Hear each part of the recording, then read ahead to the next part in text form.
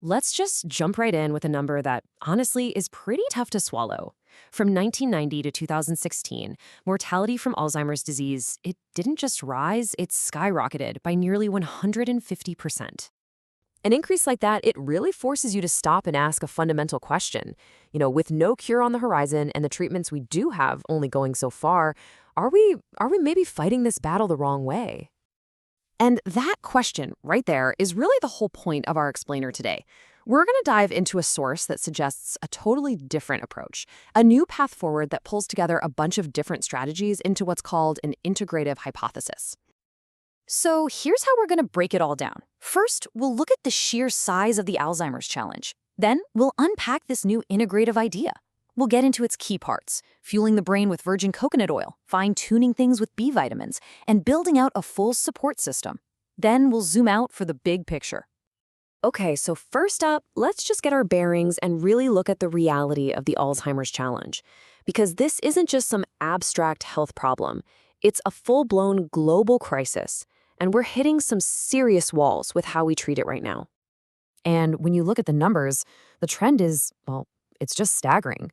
Right now, we're talking over 50 million people around the world living with dementia.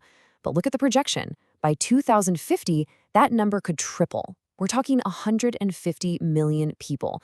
It's almost hard to wrap your head around. And that really shines a light on the huge gap in our current strategy. The medications we have, things like cholinesterase inhibitors, they can help manage the symptoms, sure, but only for a little while. They don't do anything to stop the actual disease from destroying the brain. It's like putting a Band-Aid on a problem that needs surgery. And that gap, that's exactly where this new integrative hypothesis comes in. The whole idea is to stop searching for that one single magic bullet and start thinking more like a general planning a coordinated attack, hitting the disease from a whole bunch of different angles all at once. So what does that mean exactly? Well, it means combining key nutritional therapies and lifestyle changes into one big, comprehensive regimen.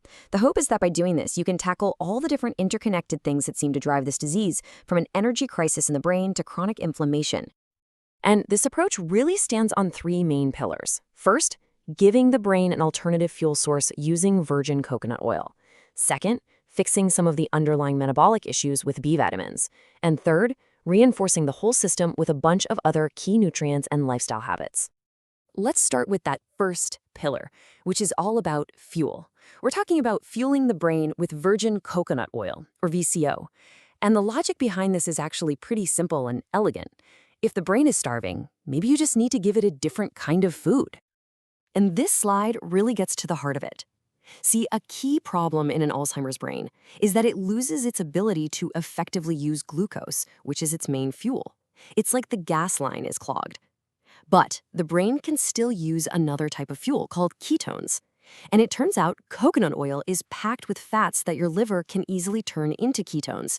It creates this kind of metabolic bypass, a new fuel line to feed those starving brain cells. But wait, there's more. It might not just be about the fuel. Virgin coconut oil has some other interesting things going on. It's got lauric acid, which has antimicrobial properties, and it's got these things called polyphenols, which some lab studies suggest might even help stop those notorious amyloid plaques from clumping up in the first place. Okay, but what happens when we test this in actual people? Well, the truth is the results are mixed, and we have to be honest about that. A small pilot trial in Spain did find that VCO helped with memory and orientation. But then a bigger trial in Sri Lanka, well, it didn't find any significant overall difference. The takeaway seems to be that it's promising for some people, maybe especially those with the APOE4 gene, but it's definitely not a one-size-fits-all solution. So that brings us to our second pillar. We're shifting gears now from fuel to, let's call it, maintenance. We're talking about optimizing the brain's biochemistry using B vitamins. If the coconut oil is like new fuel, this part is about fixing the engine itself. And this quote from a group of international experts really nails it. There's this compound in our bodies called homocysteine. When it gets too high, it's basically toxic to our brain cells, and it's a huge risk factor for dementia. But, and this is the key part, it's modifiable. And the main tools we have to bring those levels down, you guessed it, B vitamins. But here's a detail that turns out to be incredibly important. Not all B vitamins are created equal. The standard forms you see in a lot of multivitamins, like cyanocobalamin for B12 or folic acid, your body actually has to convert them into a form it can use. This hypothesis argues for using the active forms directly, like methylcobalamin or 5-MTH, because it bypasses that whole conversion step and just guarantees the brain gets what it needs right away. And this isn't just a theory. We have some pretty recent data on it. A 2024 meta-analysis, which is where researchers pooled together the results from a bunch of different studies, found that giving Alzheimer's patients B12 and folate led to a small but statistically significant cognitive improvement after just 6 months. Now, it's a modest effect for sure, but it's a real positive signal. All right, so we've got fuel from the coconut oil and we have metabolic fine-tuning from the B vitamins. Now we come to the third pillar, the full support system. Think of this as building a fortress around the brain, defending it from all sides. First up at our fortress, omega-3s. These are absolutely essential. They are literally the building blocks of our brain cell membranes, and they are powerful anti-inflammatories.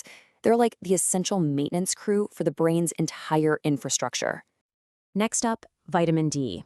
So many older adults are deficient in this, and we see over and over again in studies that low levels are linked to a higher risk of dementia. So simply correcting that deficiency is a really simple but powerful defensive move. And then, of course, you've got physical exercise.